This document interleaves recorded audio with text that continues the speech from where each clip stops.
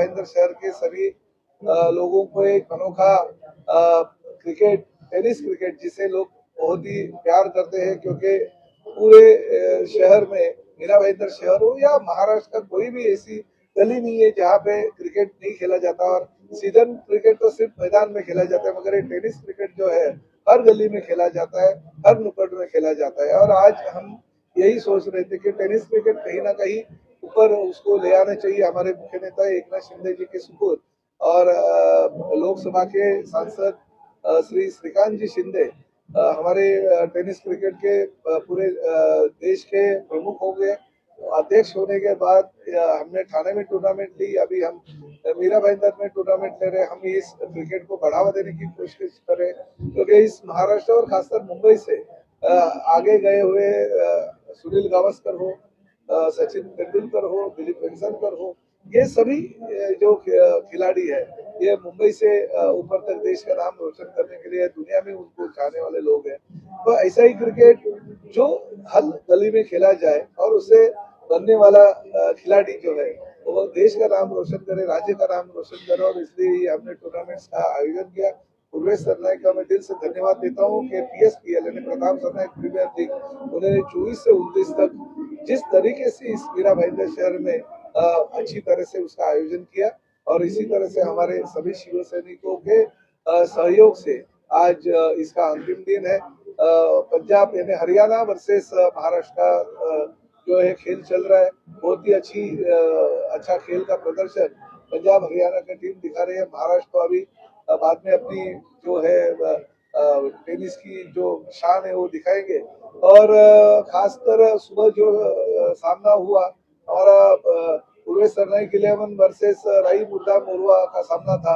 मीरा भाईंदर शहर के हमारे भूमिपुत्रों ने उसमें आगे और चले गए और मैच जीत ली। 5 लाख का इनाम उन्होंने पाया। तो ये अच्छी बात है, हमारे शहर को एक अच्छा खेल का आनंद लेने का मौका मिला। और यही जो खेल है हम हर साल लोगों को इसका मजा देते रहेंगे। सर, जो अभी बीच में विवाद चल रहा था, आपकी कंपनी ने जवाब दिया, नोटिस दिया। देखिए, वो तो अभी मीडिया के सामने आने के बाद में वो बात होते हैं, मगर ये चिल्लर लोग बकते रहते हैं, हम उसके ऊपर ध्यान नहीं देते। मगर बीएन ग्रुप जो है पिछले 35 साल से रियल एस्टेट और होटल इंडस्ट्री में नाम रोशन करते हुए इतने बड़े पैमाने पे पहुंच गए। हम कभी गलत कुछ काम करते नहीं, गलत तरीका इस्तेमाल नहीं करते, हम दादागिरी नहीं, गुंडागिरी नहीं करते। जैसे 7-11 कंपनी के मालिक के तौर पे नरेंद्र मेहता के ऊपर 24 से 25 गुना है, खंडनी है, बलात्कार है, वो क्या बोलते हैं उनको एंटी करप्शन में भी पकड़ लिया था, ब्लू फिल्म का भी बिजनेस करते थे। ऐसे कुछ बहुत सारे काम उन्होंने गलत तरीके से किया। भू माफिया करके उनके ही मंत्री ने उनको लेटर दिया था।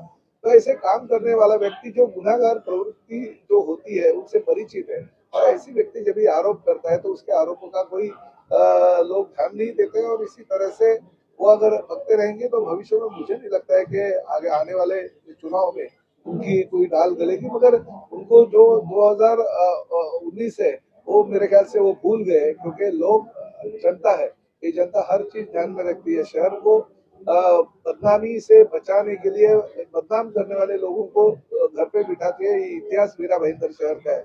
और इसी तरह से वो अगर आगे चलते रहेंगे तो जिस बलबूते पे यानी पंतप्रधान नरेंद्र मोदी जी का जो करिश्मा पूरे देश में है, जिस तरह से कमल निशानी है, जिस तरह से देवेंद्र फडणवीस महाराष्ट्र का नेतृत्व कर रहे हैं, उनके बलबूते पे वो अगर जीत के आते हैं और ये अगर शहर को पूरा गलत तरीके से वो अगर शहर में वातावरण खराब करते हैं तो निश्चित रूप से आने वाले दिनों में उनको उनकी जगह लोग दिखाएंगे, जैसे 2019 में दिखाए। सर, अचानक बीच में एक घटना घटी थी, दुर्दैवी घटना कही जाएगी, आतंकवादी NIA उसकी जांच कर रही है, उसके ऊपर क्या नहीं, देखिए तो पुलिस उसकी छानबीन करी है। उस बारे में ज्यादा बात करने से ज्यादा अगर पुलिस को हम समर्थन देंगे और पुलिस को जो काम है उसको अगर करने देंगे, राजकीय या पॉलिटिकल ये उसमें अगर नहीं रखेंगे तो पुलिस अच्छी तरह से आगे काम करेगी। PSPL का इतना बड़ा इवेंट हो रहा है और आपके जन्मदिन के अवसर पर बीजेपी ने इतना आक्रोशित आंदोलन निकाला था और वातावरण खराब अरे क्या होता है, कुछ लोगों की फट जाती है, यानी जैसे बम फटता है,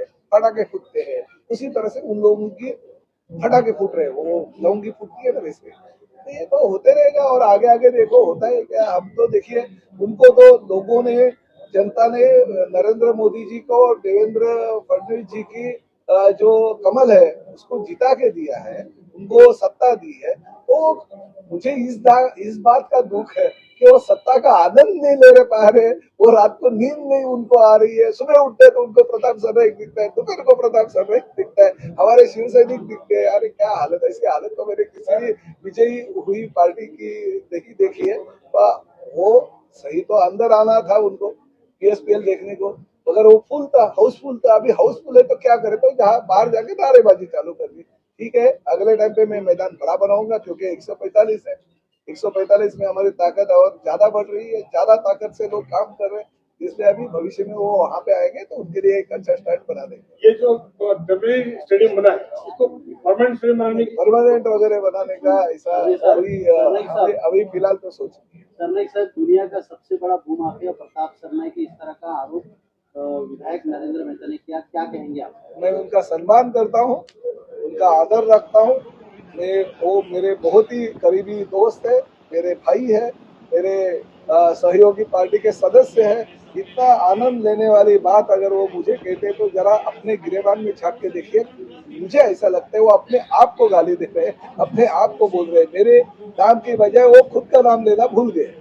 धन्यवाद। क्या था, कैसा आपका अनुभव रहा और क्या कहेंगे इस बारे में? मैं सबसे पहले तो मीरा भाईंदर की तमाम जनता का तहे दिल से आभार व्यक्त करता हूँ कि इस 6 दिन के हमारे इस क्रिकेट महोत्सव को बहुत ही अच्छा प्रतिसाद हमारे सभी मीरा भाईंदर के जो रसिक है उन्होंने दिया है। ये एक ऐतिहासिक टूर्नामेंट इस मीरा भाईंदर शहर में आपको निश्चित रूप से देखने को मिली है।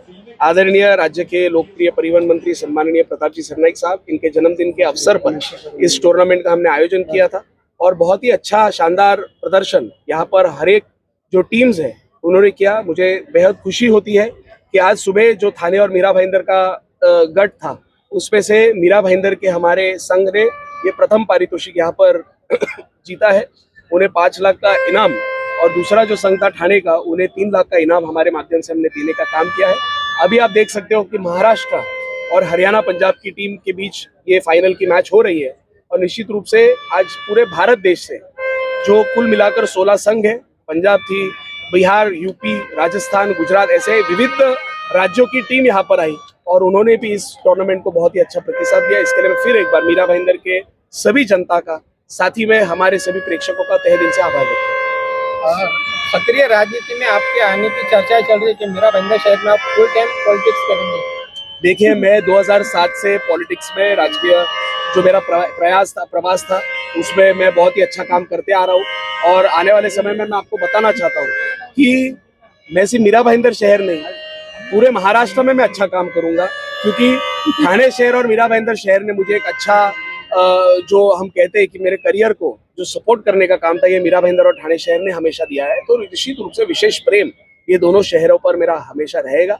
और जैसे मैंने कहा कि आज 29 तारीख हो गई, कल से मैं अपने फिर एक बार महाराष्ट्र के दौरे के लिए शुरुआत करूंगा। गुरुजी जी, आपके मित्र गुरजू सिंह का एक विवादित बयान सामने आया था, जिसके बाद बीजेपी वालों को ये पता चला था कि आपके कार्यक्रम में वो मेहमान के तौर पर आने वाले हैं, जिसके बाद आपके गेट के बाहर उन्होंने आके खूब हंगामा किया, धरपकड़ की पुलिस। देखिए, शिवसेना की ये संस्कृति और संस्कार हमें नहीं दी गई है। हम हमेशा कहते हैं कि अतिथि देवो भव, मेहमानों का स्वागत हम अच्छे रूप से करते हैं। आज यहाँ पर भारतीय जनता पार्टी के, भले मीरा भाईंदर के नहीं, लेकिन पूरे महाराष्ट्र के कुछ पदाधिकारी यहाँ पर धाराशिव हो गए, लातूर हो गए, सब भारतीय जनता पार्टी के जो पदाधिकारी यहाँ पर आए उनका हमने सम्मान किया, उनका हमने स्वागत किया। ये युति का धर्म है। शिवसेना पार्टी में हम मेहमानों को भगवान के तौर पर उनका सम्मान करते, स्वागत करते और वही काम हमने यहाँ पर किया है। मीरा भाईंदर की भारतीय जनता पार्टी क्या काम कर रही है, कैसे काम कर रही है, मुझे इस पर टिप्पणी देनी नहीं है, लेकिन मैं इतना ही कहूँगा कि यहाँ की भी अगर भारतीय जनता पार्टी के कोई भी नगर सेवक हो, महापौर हो या यहाँ के आमदार हो, वो अभी भी अगर इस मैदान में आएंगे तो हम अच्छे तरीके से उनका शाल, श्रीफल और हमारी जो मराठी संस्कृति है उसके माध्यम से उनका सत्कार करेंगे। भले वो कितनी भी टीका टिप्पणी करें, लेकिन हम हमेशा लोगों का स्वागत और सम्मान करेंगे। पूर्वेश जी, यहाँ के जो विधायक है भारतीय जनता पार्टी की जो विधायक है, युति के, देखो मैं उतना बड़ा नेता नहीं हूँ कि मैं युति के नेताओं पर चर्चा करूँ, लेकिन मैं इतना ही कहना चाहता हूँ कि महाराष्ट्र में युति का धर्म बहुत ही अच्छे तरीके से निभाया जा रहा है। आदरणीय राज्य के लोकप्रिय मुख्यमंत्री देवेंद्र जी फडणवीस साहब, राज्य के उप मुख्यमंत्री आदरणीय एकनाथ जी शिंदे साहब, उप मुख्यमंत्री सुनेत्राताई पवार, इन तीनों के माध्यम से जो नेतृत्व इस महाराष्ट्र को मिला है और आज हमें खुशी की बात है कि आज इस मीरा भाईंदर शहर में हमें मंत्री के तौर पर आदरणीय प्रताप सरनाईक साहब जैसा नेतृत्व मिला है। तो लोग सरनाईक साहब के इस विकास कामों पर विश्वास रखते हैं और आने वाले समय में हम विकास करते रहेंगे। यह आपको यहाँ पर मैं बताना चाहता हूँ। पूर्वेश जी, यहाँ के जो एमएलए नरेंद्र मेहता, इन्होंने कई मर्तबा मीडिया के सामने ऐसा कहा है कि जब मेरे पर कोई व्यक्तिगत टीका टिप्पणी होती है तो मेरे परिवार वालों को जवाब देना मुझे भारी पड़ जाता है, मुझे इंसल्ट फील होता है। आप इस चीज़ को कैसा देखते हैं कि आपके जो पिताजी है परिवहन मंत्री प्रताप सरनाईक साहब को, जो यहाँ पर सबसे बड़ा भू माफिया कहा गया है उन्हीं के द्वारा, उन्हें यहाँ पर गुंडागर्दी करने के लिए कहा गया है और बहुत से कई गंभीर आरोप उन पर लगे हैं। यहाँ तक के कहा गया है कि थाना से कोई बेवकूफ आकर यहाँ पर उल्टी सीधी बात करते हैं, उनको सीरियस ना ले।